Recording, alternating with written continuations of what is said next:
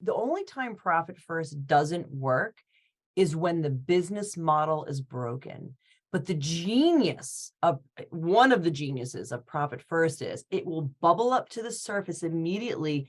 Hey, this business ain't working. And wouldn't you want to know that as soon as possible before you keep slamming more money, more debt into a business that's just not going to work anyway?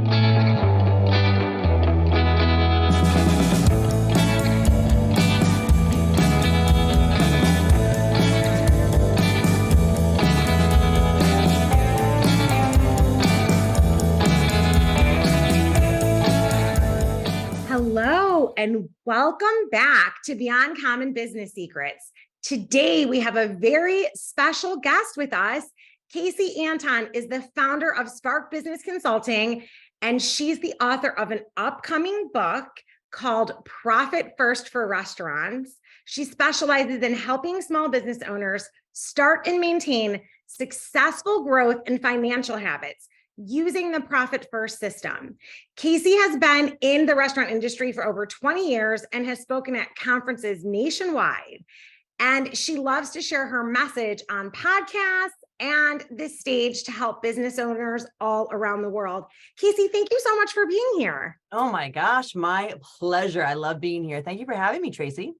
Well, welcome. And I am so excited about your upcoming book. I learned about Profit First, I don't know, maybe a year after the original Profit First came out. And I was like, oh, mind blown, because I was always searching for my profits. And I would ask accountants. I had a business partner at one point, and I was asking the question because I was curious. So it caused friction. People thought I was questioning their ability and it was such a frustrating fact for me in the first 10 years of business, because I'm like, this makes no sense to me. Why am I getting the leftover scraps? I don't understand this. Yeah. So, reading Profit First was so enlightening. We talk about it all the time on Beyond Common Business Secrets. So how did you get started on your journey with Profit First? Yeah. So this story is also in my upcoming book as how I got started, because it really changed absolutely everything for me personally and professionally. Of course, I only, started for my business. I read it actually probably about 6 or 7 years ago, I think. Had been recommended to me a few times from clients here and there. I'll get to it. So it turns out I was on my honeymoon in July, Gunkwit, Maine. And I'm like, I'm going to crack open this book. I might as well read this thing. It was a beautiful day. And I'm not even kidding, Tracy. I was maybe one chapter in, maybe start the second chapter. And I was like, oh my God.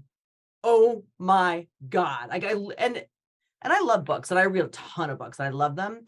None grabbed a hold of me like this one did. And here's why. Because at this point in my career, I was out of restaurants. I sold my last restaurant in 2008. So I was done. I had started my consulting firm, Spark Business Consulting. And so that's what I'd been doing for about 7, 8 years at this point. I had been doing that. And I had, about 60, 70 clients. And I love my clients, and they were all different industries. And I just couldn't get them always to listen to me about how they were running their business. And I couldn't get them to listen to me about being profitable. So when I read the first chapters of this book, I said, this is it, because not only will they listen, I can show them.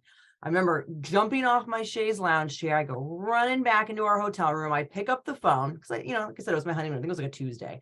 And I call up the Profit First headquarters. And because this was early on in the Profit First world, I got Ron Saharian. So he's the co-founder of Profit First Professionals on the phone with me. He no longer answers the phone. So I got lucky. We had this call. I said, yeah, I'm in. I'm Matt. He's like, oh, we have this thing, Mastery. Yep. Sign me up, man, because this is it.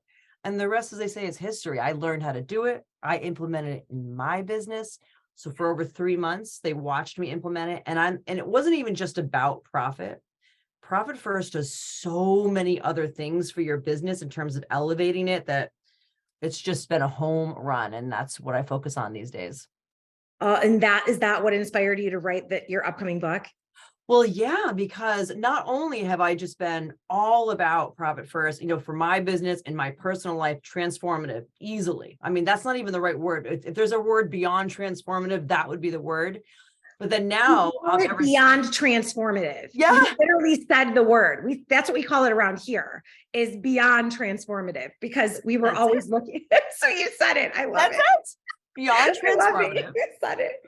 Since I read it, became certified. Now, as I have clients coming in, the ones that, can give up a little control and really listen. So we had about 60 clients also doing it. Every one of them transformed, except for one. And I tell the story in my book and here's why. I don't know if I should tell the story, but here's why. The only time profit first doesn't work is when the business model is broken.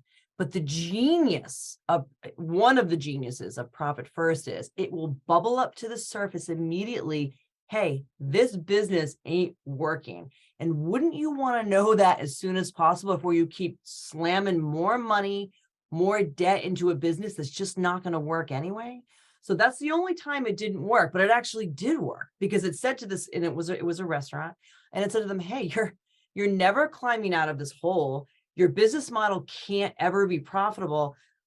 Let's stop the bleeding now and go do something that you love. And that's what we did. And that person to this day thanks me for that. But every other client, the 15 other clients, man, absolutely transformative. Now they're grown exponentially. I know I sound like I'm really drunk in the Kool-Aid, right? No, It's just that great. I really love what you're saying, because it is true.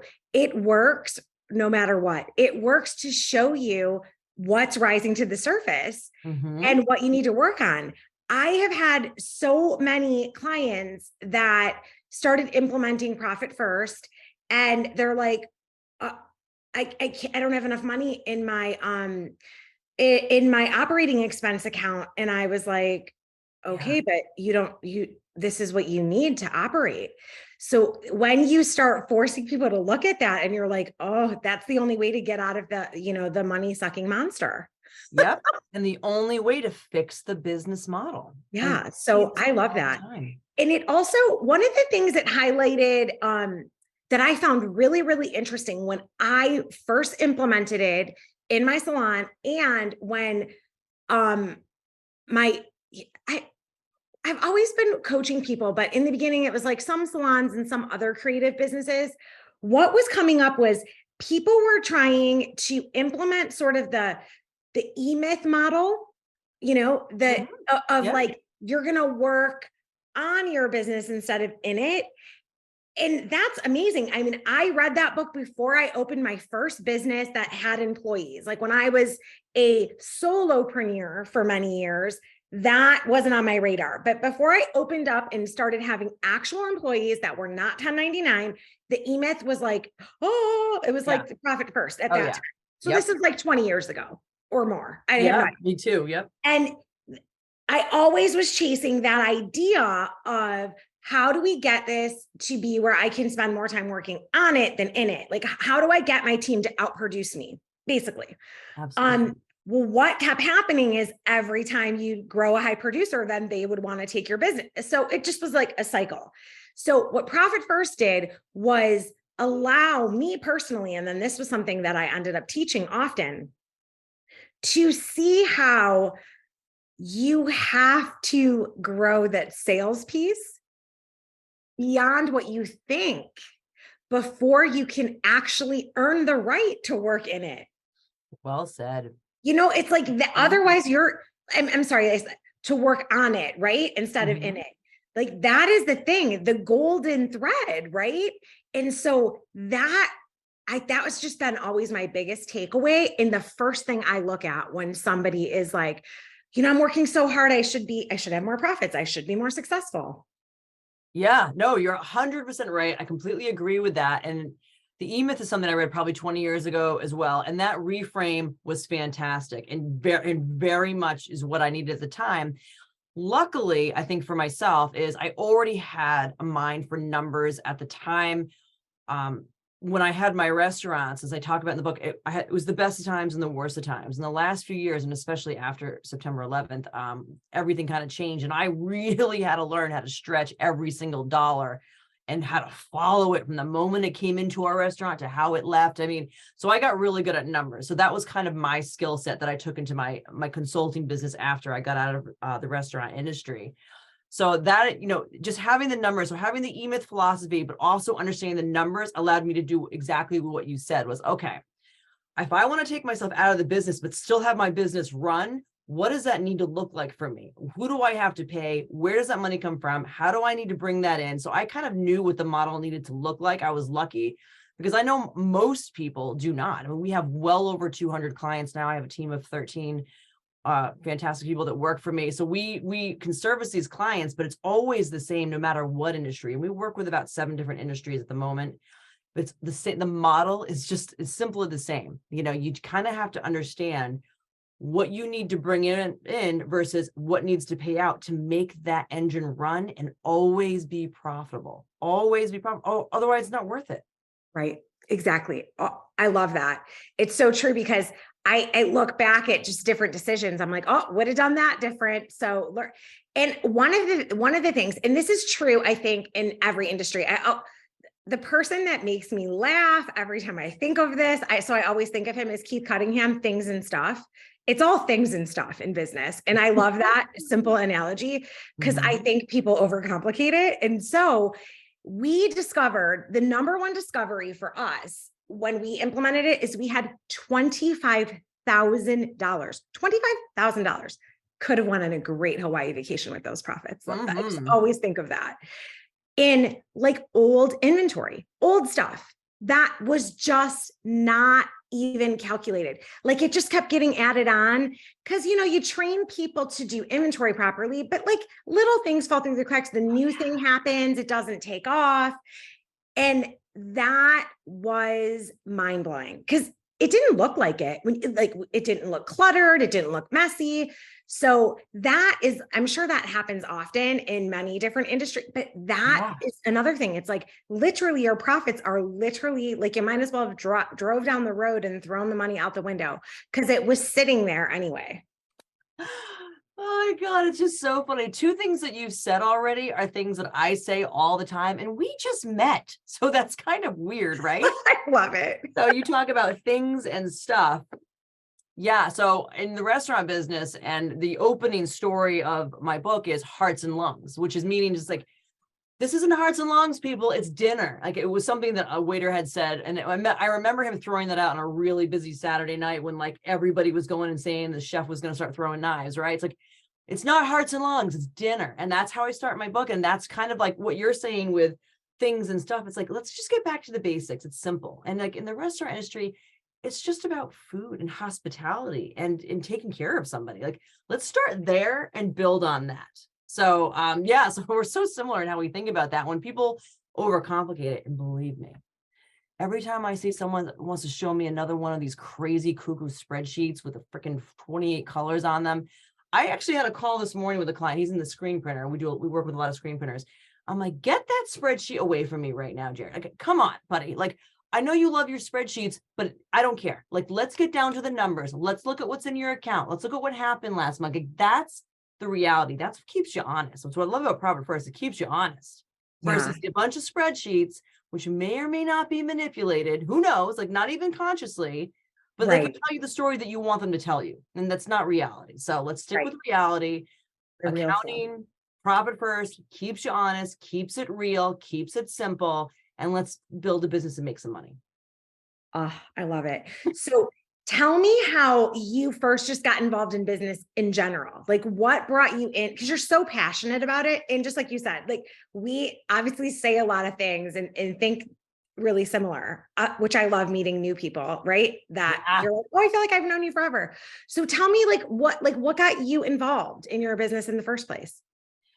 Well, for restaurants, I mean, I think it was just being around hospitality. And I tell the story, and it's, when I was 10 years old, I used to recreate these restaurant nights at home, with my parents and my brothers, but I made them go away. So I used to make these this is when I was like 10 years old. I'd make these like little 3-course dinners. honestly, I was no chef, right? So, but I would like find a recipe in a magazine for stuffed mushroom caps. Let's say when my parents come home for dinner, I would set the dining room that was only used on holidays, but I would set it up and then I'd give them that. And then I would do these Barber chicken Kievs that literally you throw in the oven for 20 minutes. It couldn't be eaten easy. Some rice-a-roni. And I would give them that. And then I'd make like brownies. And I love doing that. I love serving them. I love using the nice plateware and pouring that. At 10, like I just love this stuff. So I just wanted to be part of that at all times. I wanted to be around joy and celebration. Like that's what I loved. That was my passion. My parents were like, no way, like restaurant industry is too hard. It's struggling. Like, no, no, no. So, I didn't go to college for that. I went to college for communications and business degree at URI. So I did that. What did I do the minute I graduated? I got a job at the Chart House, which at the time, Chart House was a high-end steakhouse chain, but they had the #1 management training program in the country. It was called CHAMP. So I applied, I got involved, and then I did that. They moved me to Boston. So that's how I ended up in Boston. Where did you start? What city were you? Well, I'm from Connecticut, but I went to school at University of Rhode Island. So not too far. But, okay, so you're close. Yeah, so everything was pretty close, but they moved me to Boston. I didn't know anyone in the city. And you work through this management program in every single position. You start literally at prep cook, dishwasher. You learn to butcher meat, fillet fish, and then you just work in every position. And it was just 100 hours a week, a half a day off, but I just loved it. And then from there, I learned more about restaurants and eventually, owning my own. So I did that. It was over 20 years of my life, full time. Like you live and breathe that industry, right? So, as some people do, I got married in my 30s. I had my first son. There's no way I could like the restaurant industry can't compete with me having a child. Like I couldn't, there's no way for me. I didn't have it in me to do both. I just couldn't. Some people could, and God bless them if they can. I couldn't. I either could be a mother to my son or I could be a restaurant owner. So I sold the restaurants. I thought I'd be a stay-at-home mom. Lasted literally 4 seconds. I just was not somebody who could stay home, but I'm like, well, what can I do that would bridge the gap? And I just had all this knowledge of restaurants from being in them and working in every position and all different types. So that's when I started Spark Business Consulting, where I just helped other restaurants get started, or if they were suffering, I'd come in and kind of look at their business model and where the money was going. I would help that. And then from there, I'd be like, oh, my boyfriend's a general contractor. Can you help him? I don't know. Oh, yeah, I guess 2 + 2 = 4 anywhere you go. So I helped him, interior designers, spas, salons, law firms. And from there, it just kept growing.